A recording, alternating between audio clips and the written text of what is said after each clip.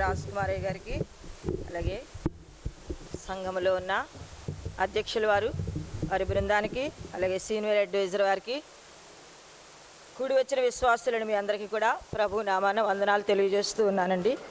మరి ఈ దినాన్ని మీ మధ్య నిలబడడానికి ప్రభు ఇచ్చిన అవకాశాన్ని బట్టి మొదటిగా దేవునికి వందనాలు తెలియజేస్తున్నాను. నాకు ఇవ్వబడిన ఈ మాట ఈ సప్త సూత్ర సందేశంలో 6వ మాట, యోహాను సువార్త 19వ అధ్యాయము 30వ వచనం. యేసు ఆ చెరకు పుచ్చుకొని సమాప్తమైనదని చెప్పి తల వంచి ఆత్మను అప్పగించి ప్రార్థన చేస్తున్నామండి. మహాపరిశుద్ధమైన తండ్రి, మీకు వందనాలు బాబు. ఇంతవరకు నీ బిడ్డలు మాట్లాడిన విధానాన్ని బట్టి మీకు వందనాలు ప్రభా. అయ్యా, మా మధ్యన మీరున్నారు ప్రభా, మా మాటల్లో మీరున్నారు తండ్రి. మీ మాటలు వినగలిగే మనస్సు అయ్యా, గ్రహించే హృదయాలు, అనుసరించే జీవితాలు ప్రభా మా ఎల్లరికీ కూడా మీరు ప్రసాదించమని మీ పాదములు పట్టిన ఆయన అయ్యా, నన్ను మరుగు చేసి మీరు మాట్లాడి మీరు మహిమ పొందుకోనమని త్వరలో రాని యేసయ్య వారికి అన్నామని మిక్కిలి వినయపూర్వకంగా బ్రతిమాలు వేడుకొంచున్నాను తండ్రి. ఆమేన్. సమాప్తమైనదని చెప్పి, మరి ఈ యొక్క మాటకి అర్థము మానవులు అందరికీ కూడా ఇది క్యాజువల్ వర్డ్ అండి. సమాప్తమైనదని ప్రభువు మనకి చెప్పారు. ఏమిటి సమాప్తము? ఆయన ఏమి సమాప్తం చేశారు? ఆయన చేసిన క్రియల్లో సమాప్తమైన క్రియలు ఏమిటి? మనము ఏమి సమాప్తం చేయగలుగుతున్నాము? ఆయన మనతో మాట్లాడుతూ సిలువ మీద పలికిన ఈ 7 మాటలు చాలా శ్రేష్టమైన మాటలు. ఎందుకంటే ఆది కాండం నుంచి మరి పరిశుద్ధ గ్రంథంలో ప్రకటన గ్రంథం వరకు కూడా అనేక మాటలు మాట్లాడారు. ఇంకా చెప్పి చెప్పి చెప్పి విసిగిపోయి ఈ 7 మాటలతో ముగించారేమో అని నా మటుకు నేను ఒక్కొక్కసారి ఆలోచిస్తూ ఉంటానండి. ఈ 7 మాటలు ఈ సప్త సూత్ర సందేశంలో ఈ యొక్క సమాప్తమైనదన్న మాట, దానికి అర్థం ఏమిటంటే ఆయన సిలువలో ఉన్నప్పుడు ఆయన ఉమ్మి వేసిన వారి మీద ఉమ్ము వేయలేదు, ఆయన దూషించిన వారిని దూషించలేదు, ఆయన కొట్టిన వారిని కొట్టలేదు, ఆయన తిట్టిన వారిని తిట్టలేదు, ఆయన నిందించిన వారిని నిందించలేదు, ఆయన తలపై మొండ్ల కిరీటం పెట్టిన వారిపై మొండ్ల కిరీటం తిరిగి పెట్టలేదు, ఆయన అరచేతుల్లో మేకులు కొట్టిన వారిపై తిరిగి కొట్టలేదు, ఆయన కాళ్లలో శీలలు కొట్టినప్పుడు తిరిగి ఎవరిని కూడా దూషించక ఎవరికి కూడా శీలలు బిగించలేదు. ఇవన్నీ ఏమిటంటే మరి ఆయన చేసి సమాప్తం చేసి మీరు కూడా నన్ను పోలి నడుచుకొనుడని ఈ యొక్క వాక్యానికి అర్థమని నాకైతే అనిపిస్తూ ఉంటుందండి. నిజమే, ఆయన మన కార్యక్రమాల్లో మన జీవితాల్లో మనం పుట్టించింది ఎందుకంటే మీరు నన్ను పోలి మీరు నడుచుకొనుడి, నన్ను పోలి మీరు నడుచుకొనుడి. నేను మీకు స్థలము సిద్ధపరచ వెళ్ళుచున్నాను గనుక నేనుండు స్థలములో మీరు కూడా ఉండులాగున నన్ను పోలి మీరు నడుచుకొనుడని పరిశుద్ధ గ్రంథంలో మరి ఆది కాండం నుంచి మరి ప్రకటన గ్రంథం వరకు చాలా మందిని మనకి ఎగ్జాంపుల్స్ చూపిస్తూ ఉన్నారు. ఒక పోలికను మనకు చూపిస్తూ ఉన్నారు. ఒక పోలికను బట్టి ఆ క్రియలు మీలో ఉండగలిగితే కనుక పరలోక రాజ్యం మీదే అంటున్నారండి దేవుని వాక్యంలో. పరిశుద్ధ గ్రంథంలో ఆది కాండంలో 7వ అధ్యాయంలో మనకు నోవాహుని చూసినప్పుడైతే నోవాహును దేవుడు నీతిమంతుడై ఉండుట చూచి నోవాహు నేను చెప్పినది నువ్వు చెయ్యని నోవాహుకి దేవుడు ఆజ్ఞాపించినప్పుడు ఆ అధ్యాయంలో మనకు కనిపించే మాట అంటే యెహోవా చెప్పిన యావత్తు కూడా నోవాహు చేశాడండి. యావత్తూ కూడా చేశాడట. ఏం చేశాడంటే నోవాహు కొన్ని పనులు అప్పచెప్పాడు ప్రభు. నీవు నీ కొరకు ఒక ఓడను సిద్ధము చేసుకో. అయితే నోవాహు కూడా ఒక ప్రకటించమని వాక్యంలో చెప్పాడు. అనేక మంది రక్షించబడడానికి, అనేక మంది ఓడలోకి రావడానికి నీవు నా వాక్యాన్ని ప్రకటించు. అప్పటి వరకు ఒక భూమి మీద ఒక చుక్క వర్షం కూడా లేదటండి. అయితే నోవాహులో ఉన్న విశ్వాసం ఏంటంటే ఇంతకాలం వర్షం లేదు కదా, ఇప్పుడు వర్షం వస్తుంది అని ఊహించుకుని ఉంటే గనక నోవాహు దేవుడు చెప్పిన పని చేసి ఉండేవాడు కాదండి. నోవాహు ఏమి చేశాడంటే సువార్తను ప్రకటించాడు, దేవుని మాటకి విధేయత చూపించాడు. ఈ 2 పనులు చేస్తూ తన కుటుంబాన్ని ఎక్కడ కూడా విడిచిపెట్టలేదు. ఎందుకంటే నోవాహు ఓడలోకి ప్రవేశించినప్పుడు నోవాహుతో పాటు తన భార్య వచ్చింది, నోవాహుతో పాటు తన 3 కుమారులు షేము, హాము, యాపతు 3 వచ్చారు, 3 కోడళ్ళు వచ్చారు.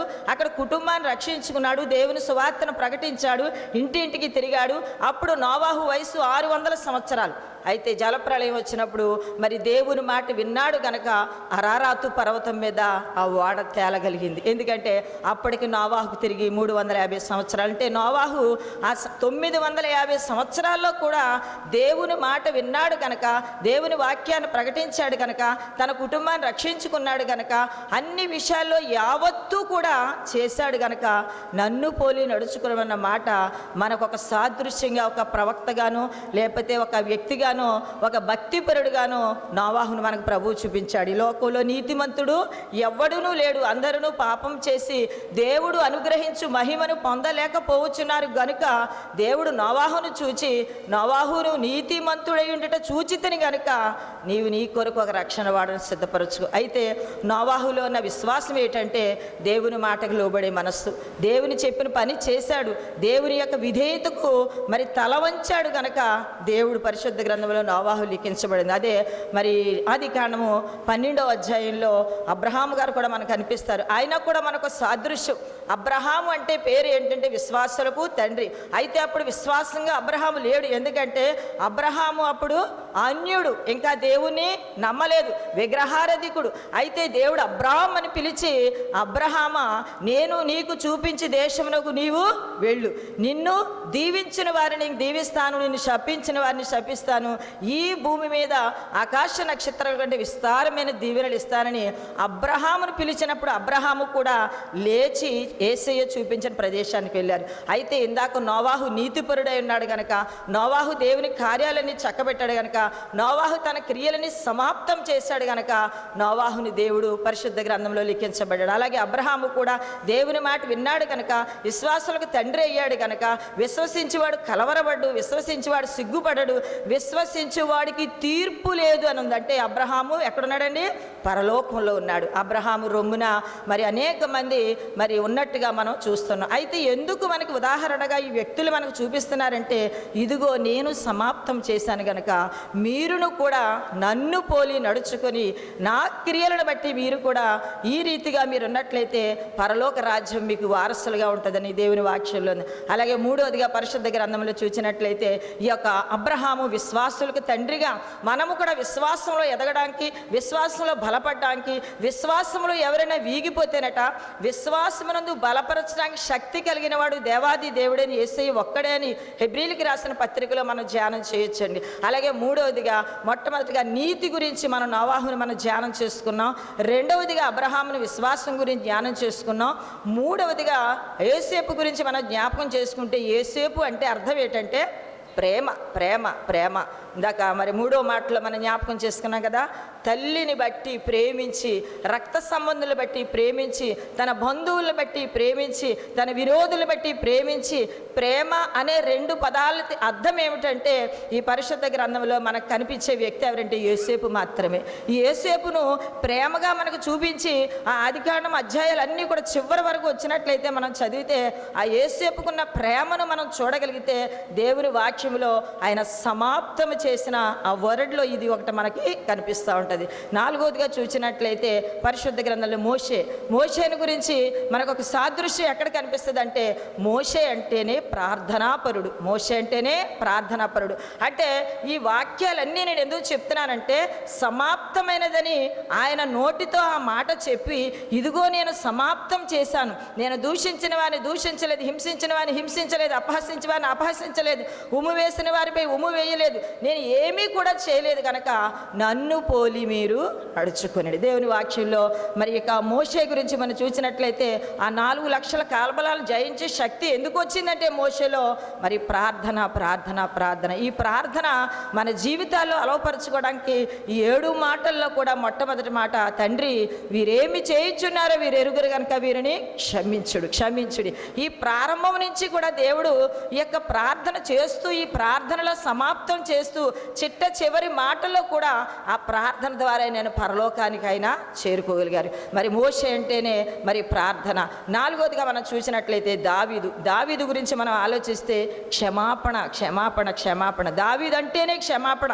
దావీదు అన్ని విషయాల్లో కూడా ఎంతో దీన మనస్సు కలిగి క్షమించగలిగిన మనస్సును దేవుడు దావీదుకి ఎందుకు ఇచ్చాడంటే, దావీదు నా హృదయానుసారుడు అంటున్నాడు. దావీదు నా హృదయానుసారుడు, క్షమించే మనసు. అందుకే దేవుని వాక్యంలో మరి 89వ సంకీర్తన 11వ వచనంలో అంటాడు, రాజు దేవుని వాక్యంలో మనం చూసినట్లయితే క్షమించుటకు సిద్ధ మనస్సు కలిగిన దేవుడు. దావీదు చాలాసార్లు క్షమించాడండి. ఆ యొక్క మావయ్య అయిన ఆ యొక్క తండ్రి విషయంలో కూడా ఎన్నోసార్లు తిరుగుబాటు చేసి సౌలు ప్రాణానికి తీయాలనుకున్నప్పుడు కొండల్లో, గుహల్లో, కోనల్లో దాక్కుని అనేక స్థలాల్లో ఉన్నాడు. కానీ ఆ యొక్క ఏ విషయంలో కూడా మామగారిని ఎప్పుడు కూడా మరణించడానికి ఒప్పుకోలేదండి. మరి దావీదు మనసు చాలా మనసు. ఈ యొక్క వాక్యంలో చూసినట్లయితే యోనాతాను కుమారుడు మరి మెఫీబోషెతు అతను కుంటివాడు. ఆ కుంటివాడు ఎక్కడో లొబోదెరు గ్రామంలో ఉన్నప్పుడు ఆ కుంటివాడిని తీసుకొచ్చి తన యొక్క మనవడు అయినప్పటికీ కూడా దావీదు క్షమించి ఎల్లప్పుడూ కూడా నువ్వు నా బల్ల వద్ద భోజనం చేయమని ఆ క్షమాపణ చూస్తున్నాను. దావీదులో నా మంచి మనసు. దావీదు కూడా మంచి ప్రార్థనాపరుడు. దావీదు అంటాడు, రాజువైన నా దేవా, రాబోవు తరాలకి నీ యొక్క రాజ్యసేవ సువార్త వాక్యాలు వివరించి చెప్పుటకు నన్ను వృద్ధుడై ఉంచు వరకు అడుగుతున్నాడు. మనం కూడా దేవుని మాటలు మరి నిజంగా సమాప్తమైన మాటలో ఈ క్షమాపణ అన్న మాట మనకి కనిపిస్తూ ఉంటుంది. ఈ క్షమాపణ దావీదుని క్షమాపణగా ప్రభు మనకు చూపిస్తూ ఉన్నారు. అయితే మనం చాలాసార్లు అనుకుంటాం వీరందరూ కూడా మరి దేవుని దృష్టిలో ఒక విధంగా మనం చూసినట్లయితే మరి క్షమించడానికి సిద్ధ మనస్సు కలిగిన దేవుని విషయంలో వీరందరినీ కూడా దేవుడు క్షమించినట్టే ఉందండి వాక్యంలో. మనము కూడా తెలుసో తెలియక, అందుకే దేవుని వాక్యం అంటాడు, ఎవడైనను నా మాటలు వినమంటున్నాడు. ఏమిటి అంటే మాటలు తెలిసి తప్పు చేస్తే దేవుడు మనకి క్షమాభిక్ష అన్నటికీ కూడా పెట్టాడు. తెలియక తప్పు చేస్తే దేవుడు మనకి క్షమాభిక్ష పెడతాడు. దేవుని వాక్యంలో ఈ అబ్రహాము గారు కూడా 75 సంవత్సరాల్లో అబ్రహాముని దేవుడు దర్శించినప్పుడు 100వ సంవత్సరం వరకు అబ్రహాము గారు ఆగలేకపోయారు. కొద్దిపాటి తొందరపాటు నిర్ణయం వల్ల మరి అబ్రహాము కూడా తప్పు చేశాడు. కానీ అబ్రహాముని క్షమించి అబ్రహాము విశ్వాసులకు తండ్రిగా దేవుడు మార్చాడు. రెండవదిగా మోషే కూడా మనలాంటి వాడే. మోషే కూడా మాటకారి, మోషే కూడా నోటి మాన్యం కలవాడు. అయితే మోషేని కూడా దేవుడు ఎందుకు క్షమించాడంటే మోషే కూడా ఐగుప్తుని చంపి మరి ఆ ఇసుకలో పాతి పెట్టినప్పుడు హంతకుడు మోషే. కానీ ఒకవేళ మనం కూడా మన మాటల వల్ల ఎవరినన్నా బాధ పెడుతున్నామేమో, మన క్రియల వల్ల ఎవరినన్నా మనం బాధ పెడుతున్నామేమో, మన చూపుల వల్ల మనల్ని ఎవరైనా విసిగిస్తున్నామేమో, మన నడకల వల్ల ఎవరినన్నా మన హృదయాలు గాయపరుస్తున్నామేమో. అయితే మోషే విషయంలో హంతకుడిని దేవుడు ఏం చేశాడంటే ఒక నాయకుడిగా చేశాడట. అలాగే దావీదు కూడా తప్పు చేశాడు. మరి దావీదు తప్పు ఒకే ఒక తప్పు, బత్షెబతో తప్పు తప్ప పరిశుద్ధ గ్రంథంలో దావీదు ఎక్కడ ఏ తప్పు కూడా చెయ్యలేదని దేవుని వాక్యంలో.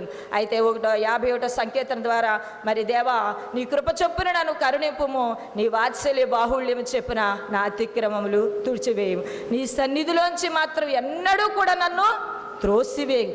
దేవునిలో మరి ఇక్కడ వాక్యం చూసినట్లయితే ఈ క్షమాపణ కలిగిన దేవుడు, క్షమించుటకు సిద్ధ మనస్సు కలిగిన దేవుడు ఈ దినాన్ని అబ్రహామును క్షమించాడు, మోషేని క్షమించాడు, దావీదును క్షమించాడు.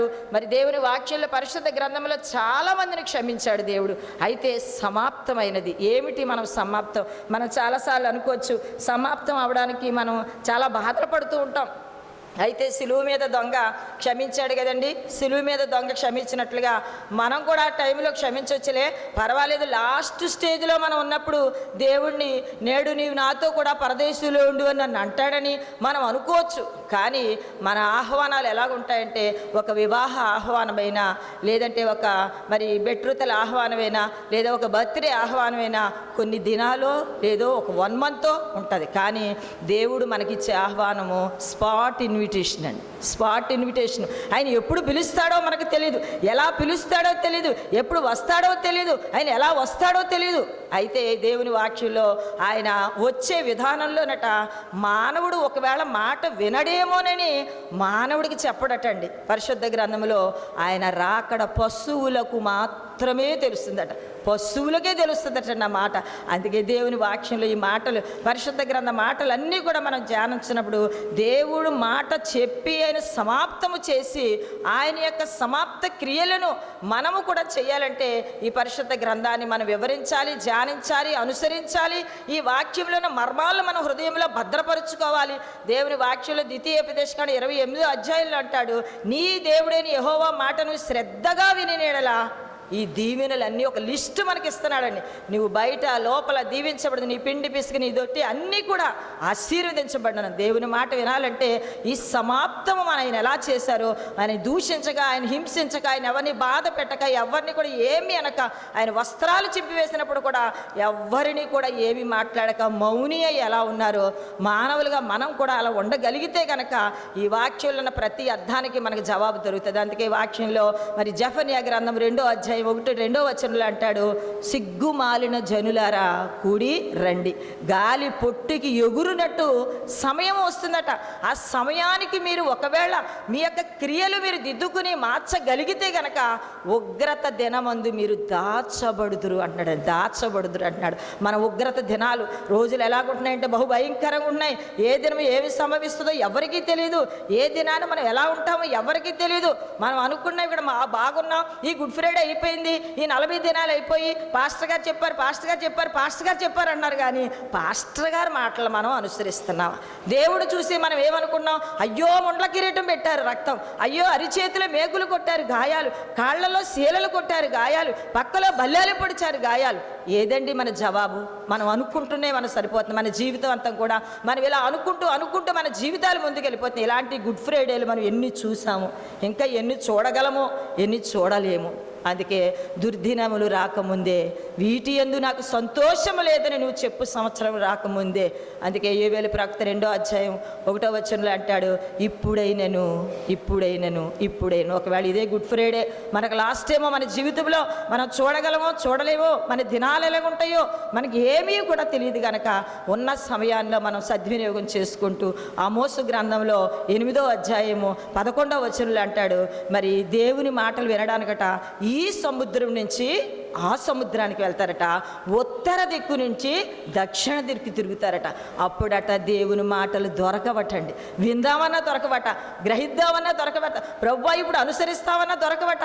అందుకే మన జీవితాల్లో మన బ్రతుకు మారగలగడానికి అబ్రహాంకి ఇచ్చిన విశ్వాసము, ఆ క్రియలలో ఎలా అబ్రహాము చూపించాడో, నోవాహు తన క్రియలలో దేవుడు చేసిన పని సంతృప్తి చేసి మరి నీతిమంతుడిగా దేవుడు నోవాహును ఎలా హత్తుకున్నాడో, అలాగే దావీదు కూడా తనకిచ్చిన సమయంలో ఆ క్రియలన్నీ కూడా చేస్తూ, అందుకే దావీదు వాక్యంలో చూసినట్లయితే దావీదు పోయిన చోటు ఎల్లా కూడా దేవుడు దావీదుని రక్షించబడ్డాడట. ఎందుకు దావీదు రక్షించబడ్డాడంటే దావీదులో ఉన్న దీనత్వం, దావీదులో ఉన్న క్షమాపణ, దావీదులో ఉన్న ప్రార్థన జీవితం. ఒకవేళ మనం అనుకోవచ్చు మన కుటుంబాల విషయాల్లో, మన బిడ్డల విషయంలో మనం మార్పు చెందక లేకపోతే గనక, అందుకే 3వ సామెతల గ్రంథం అంటాడు, నీ ప్రవర్తన అంతటి యందు ఆయన అధికారమునకు ఒప్పుకొనుము, అప్పుడు ఆయన నీ త్రోవలను సరళం చేస్తాడు. మన త్రోవ సరళం చేయాలంటే మన పరలోకానికి వెళ్ళాలండి. పరలోకమనే త్రోవ మనకు సరళం కావాలంటే మన ప్రవర్తన మార్చుకోవాలి. రహాబు ఆమె యొక్క వేశ్య, ఆమె ప్రవర్తన ఎప్పుడు మార్చుకుందంటే ఆ ఎరుకో బ్రతుకులో, ఎరుకో గోడ మీద తన జీవితాన్ని అమ్ముకుంది ఆమె. కానీ దేవుని మాటలు వింటూ చాలా చక్కటి మాట అంటుందండి వాక్యంలో, యెహోషువ గ్రంథం 2:2 మా గుండెలు కరిగిపోవచ్చున్నాయండి. మన గుండెలు ఎప్పుడు కరుగుతున్నాయండి? ఎన్ని సంవత్సరాలు మనం మాట వింటున్నాం. ఇలా మన వాక్యం చూస్తున్నాం, టీవీలో చూస్తున్నాం, పాస్టర్ గారి వాక్యాలు చూస్తున్నాం, నెట్ ఓపెన్ చేస్తే పోయి వాక్యాలు, మరి ఎన్నో వాక్యాలు మనం వింటున్నాం. ఆ యొక్క వేశ్య బ్రతుకు తన అన్నను, తన తల్లిని, తన తండ్రిని, కుటుంబం అంతటినీ కూడా ఆమె రక్షించుకుంది. ఆమె మనస్సు మారింది కనుక, ఆమె క్రియలు మారే కనుక, అందుకే మన ప్రవర్తన మనం మార్చుకోగలిగితే అప్పుడు ఆయన నీ త్రోవలను సరళం. ఏమిటంటే త్రోవ పరలోక రాజ్యం. మత్తయి సువార్త 5వ మరి ఆయన కొండ మీద శిశువులతో మాట్లాడుతూ ఆ శిష్యులకు చెప్పిన మాటలో 8వ అంటాడు, మీరు నా నిమిత్తము జనులు మిమ్మల్ని నిందించిన, హింసించిన, మీ మీద అబద్ధముగా చెడ్డ మాటలలో పలికిన మీరు ధన్యులే, ఎందుకంటే పరలోక రాజ్యము మీది. మనకు కావాల్సింది పరలోక రాజ్యం. పరలోక రాజ్యానికి వారసులుగా మనం సిద్ధపడి 7 మాటలు కాదు, ఎన్ని మాటలు అంటే పరిశుద్ధ గ్రంథం అంతా కూడా ఆయన మాటలే. చెప్పి చెప్పి చెప్పి మనం వినడం లేదని ఇంక చివరిగా 7 మాటలు చెప్పి ఆయన ముగించారు, సమాప్తం చేశారు. మన జీవితం కూడా దేవుని మాటలు సమాప్తం చేసుకుని ఆయన మన కొరకు ఏర్పరచబడిన స్థలములో మనము కూడా అక్కడ ఉండులాగున మనందరం కూడా మనసులు, తలంపులు, ఆలోచనలు, ధ్యాస అంతా కూడా ఆయన దృష్టికి అంగీకారంగా ఉంటూ ఆయనలో జీవించి ఆయన వెంబడి వెళ్ళడానికి మనందరం కూడా సిద్ధపడదాం. దేవుడు నాకు ఇచ్చిన సమయాన్ని బట్టి దేవునికి వందనాలు. అలాగే సంఘ కాపరి గారికి, అధ్యక్షుల వారికి, అలాగే సీనియర్ అడ్వైజర్ వారికి అందరికీ కూడా నా వందనాలు. Thank you very much. సమాప్తమైనది అన్న ఈ 6వ మాట మీద మనతో మంచి విషయాలు పంచుకున్నటువంటి స్త్రీల సమాజ అధ్యక్షురాలు వారు శ్రీమతి లలిత